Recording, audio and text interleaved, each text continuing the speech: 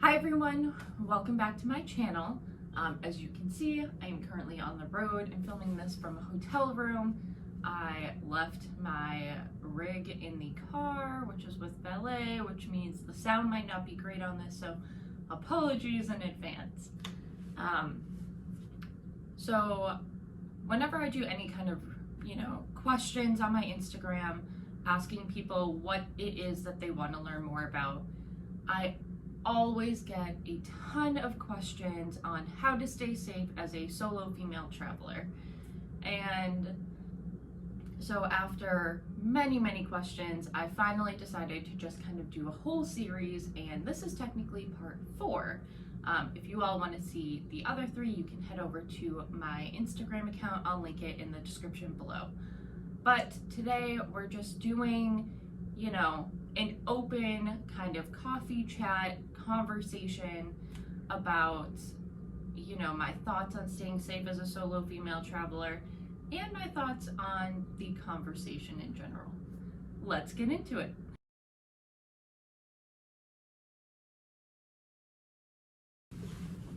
All right, I've got my coffee. Hopefully you have yours too, or wine or water, whatever it is that you're drinking while you watch this today. So, staying safe as a solo female traveler. I have some issues with this question. It's not that I don't know how to do that. I obviously do. I travel solo all the time. I am traveling solo right now. It's just, it seems like a bit, and I realize that this question always comes exclusively from women, but it feels like a bit of a sexist question. If a man wants to go travel somewhere or fly across the country, he is very rarely Googling, how do I stay safe as a solo traveler? How, what are some tips and tricks for me to use? Men don't do that. So part of me is like, why do women have to? And it's obvious why we have to. Women are attacked more, it seems like. We have more things to fear. However, there's almost nothing different that you should be doing while traveling solo that you wouldn't already be doing just in your day-to-day life. So, for example, some things that I do when I go into the office, which it's been over 1.5 years since I've done that, but, when I'm parking, I park near or under a street light. I park in a well-lit area. If I'm walking through a garage alone at night, I call either my husband or a friend, and if they don't answer, I leave a voicemail acting like I'm having a conversation with them. I am always aware of my surroundings. I almost always have pepper spray on me.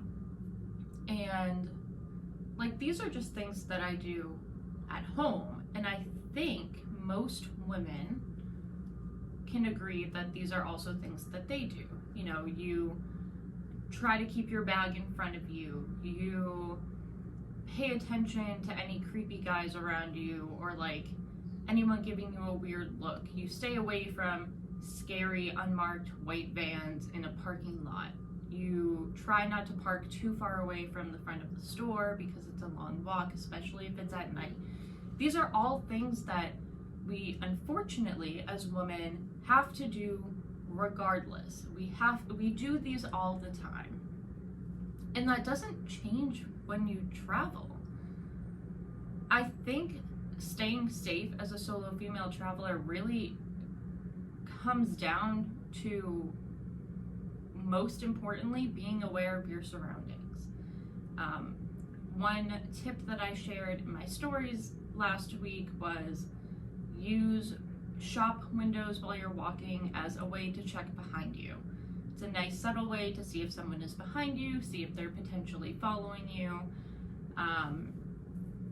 I've done it 100 times, way more than 100 times. That's a very low number. Probably thousands of times. There have been instances where I have been fairly certain that I was being followed, and I would monitor this person behind me for an extended period of time. And once it got to a point where I was pretty convinced that they were following me, I would pop into a store that had multiple people in there. Because honestly, if you're being followed, they're not gonna grab you in the middle of a store if that's like what this horrible person is looking to do.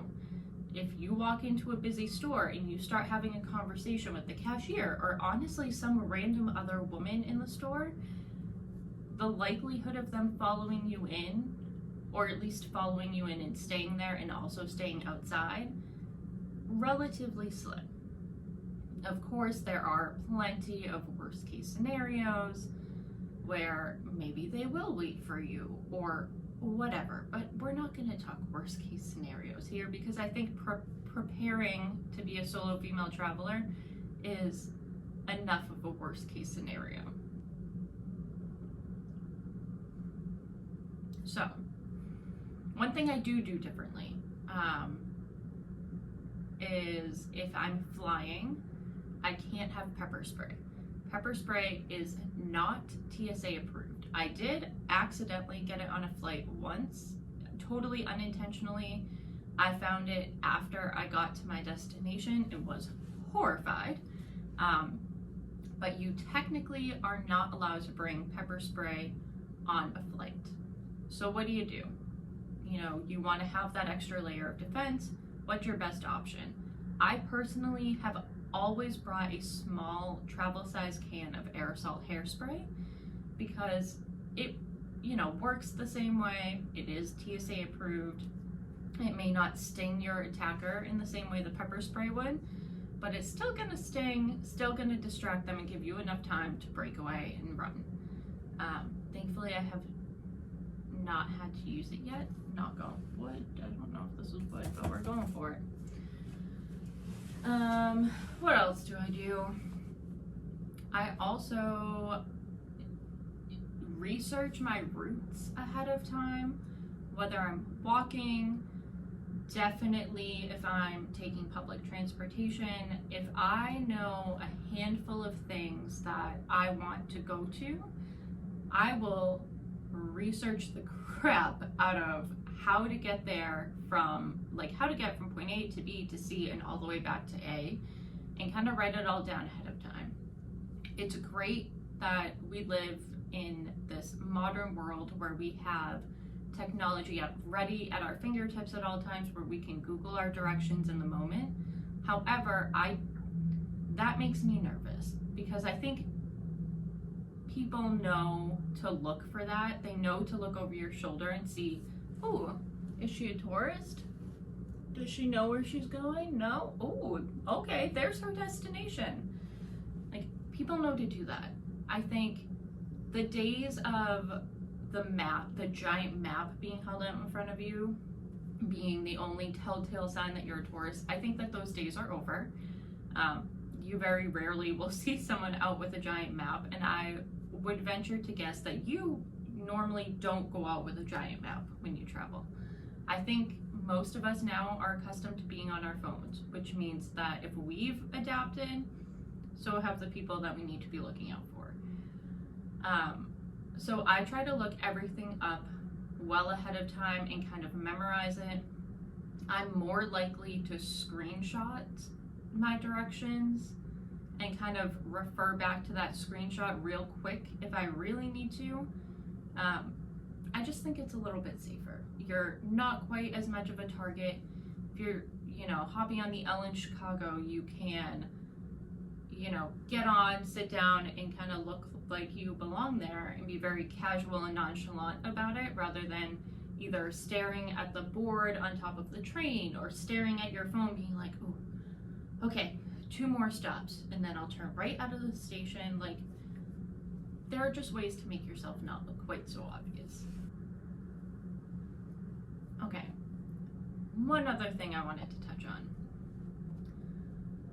I posted an Instagram reel the other day about staying safe as a solo female traveler in either hotels or Airbnbs.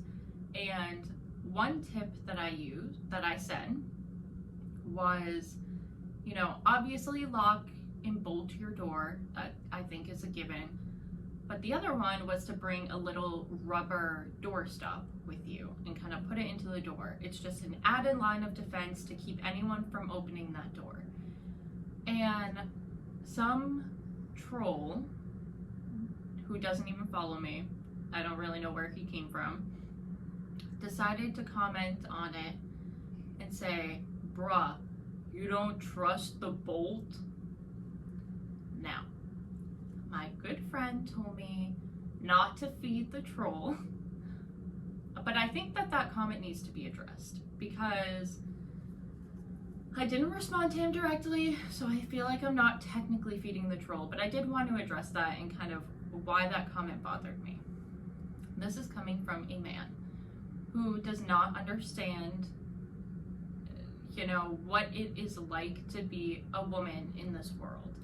My own husband doesn't. Like, there are so many things that I do on a daily basis, and he'll be like, oh, this seems like a good idea and like a practical idea. And then when I explain my reasoning why and how it's a safety thing and not a practicality thing, he's mind blown every time. And it's sad, I don't blame this random troll for, not knowing. That's just the world that we live in. But no, short answer, I do not trust a deadbolt. And here's why. If the deadbolt is not properly secured, like if those screws aren't all the way in, for all you know, someone loosened them beforehand, it's very easy to pop it open. Even if they are properly secured, if it's like a chain stopper, if a big enough person comes in or a strong enough person comes in and throws a shoulder into that door, that whole bolt is flying off. Like, that's going away. That's not going to stay there, especially if it's been tampered with in any way or if someone just didn't secure it properly. Like, that's a real thing that can happen.